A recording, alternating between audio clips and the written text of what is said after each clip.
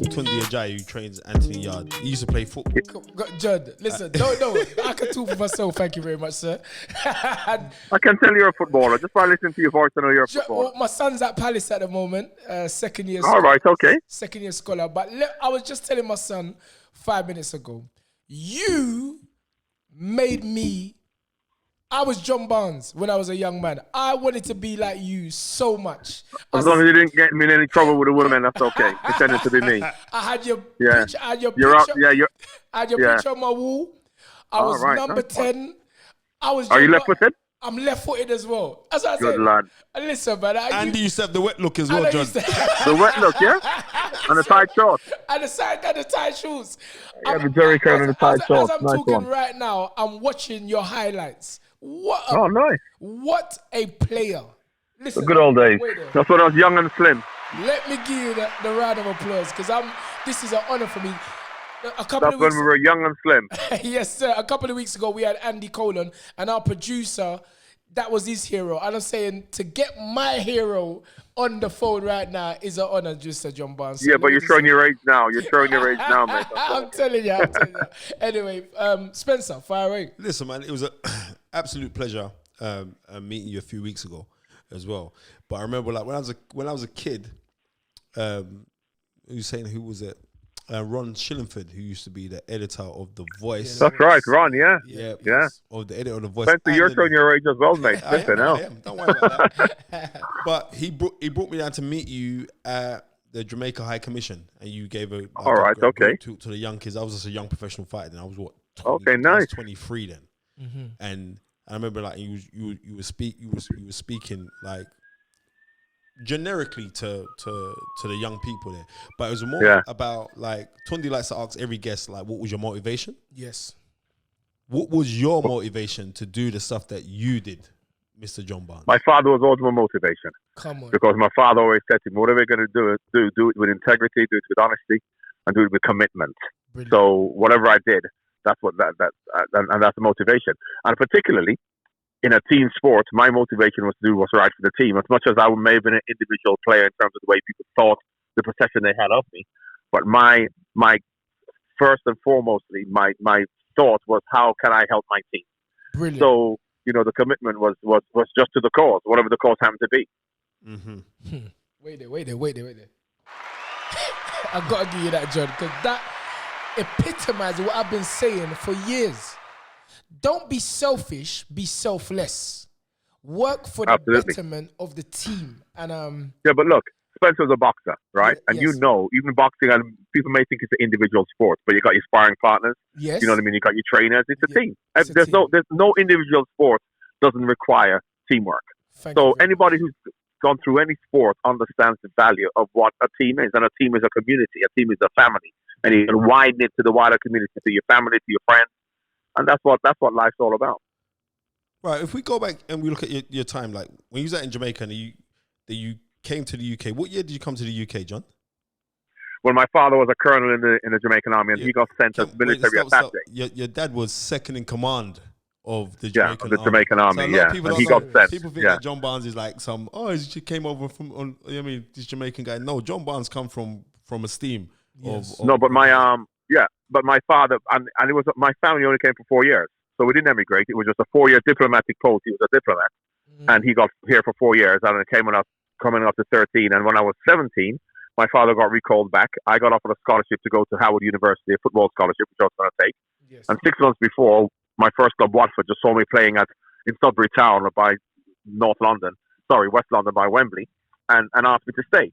And if that didn't happen, I would have gone back to America, gone to a university there, done a degree in whatever, and probably been living in America or Jamaica now. But I still would have played football. Maybe not professionally, because in Jamaica there wasn't professional football at the time. But as I said, my commitment was to football, and I love playing football. So even if I had a job, I still would have played football, in Jamaica for Cavaliers, which was my favorite team. The thing that everyone will speak about is you, June the 10th, 1984, when it was John Barnes. Oh, come on, touch on that. Listen, the greatest moment. Listen, sorry, John, I have to interrupt Spencer.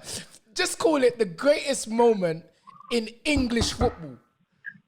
That's what it Look, was. those Brazilians must have been drunk. Somebody would have tackled me. Come on. Listen, it's a little friendly match. Those Brazilians were jokers. I can't believe that nobody tackled me. Oh, what a way to start. The goal is legendary.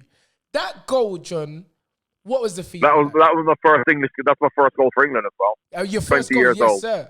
I'm playing in the Maracana, which obviously, is apart from Wembley as far as I'm concerned, the holy grail of football where Pelé scored all his goals, and Brazilian football is my favorite football. So to even play in Brazil and to play in the Maracana Stadium against Brazil and for England to win the first time ever in Brazil and to score a goal like that, yes, it was special. But as you know, as a sportsman, the most important thing is the continuation and the consistency you show over a period of time. So that was a great individual moment, but individual moments mean nothing unless you continue to grow and to improve and to try and maximize your potential week in, week out. So as an individual moment, yes, it was great, but I don't look at individual moments and judge, my career. Although that was a special time, yes. Fantastic. That John Barnes is a boxer, man, though. He likes boxing, isn't it?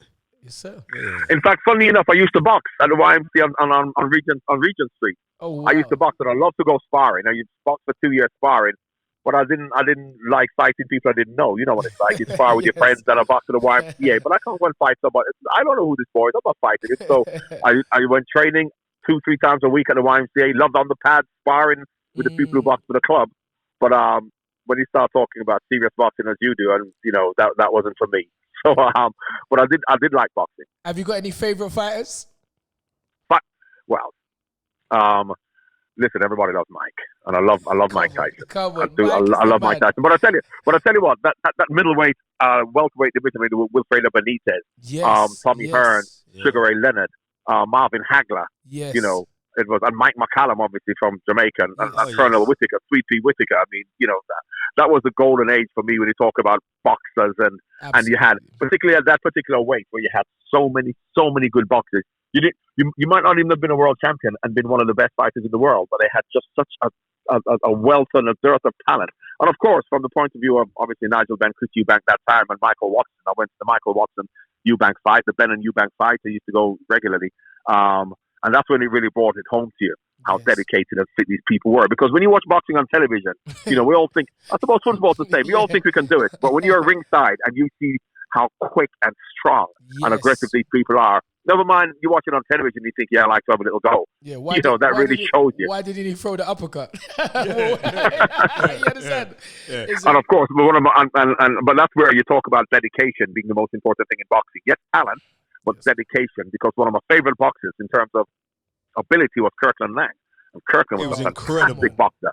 Incredible boxer. Incredible. But coming into the last 12, 13 rounds, you can see Kirkland like a little night out, and you can see that maybe he was just as he should have been. However, in terms of his ability, he was incredible.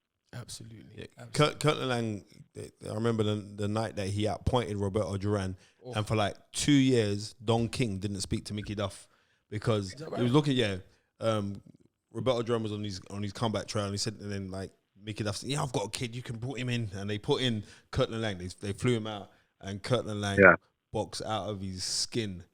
It was incredible. Befuddled Roberto Duran, who's one of the greatest fighters of all time.